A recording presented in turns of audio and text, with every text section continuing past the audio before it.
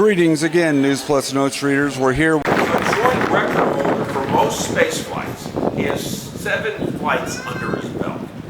He has conducted 9 spacewalks, placing him among the world's most experienced spacewalkers, and spent much of this time working on the International Space Station.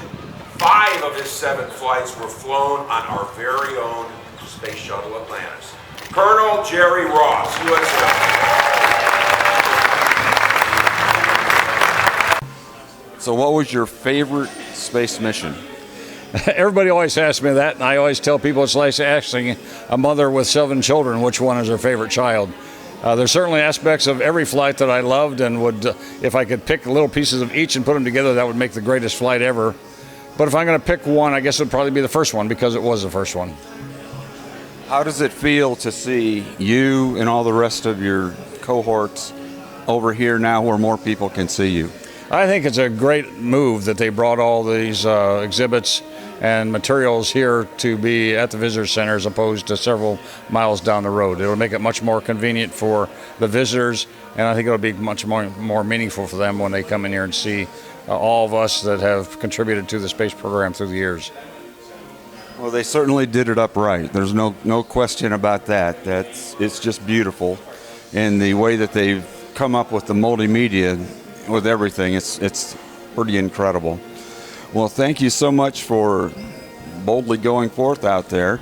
Do you have a favorite story that you'd like to tell from one of your missions?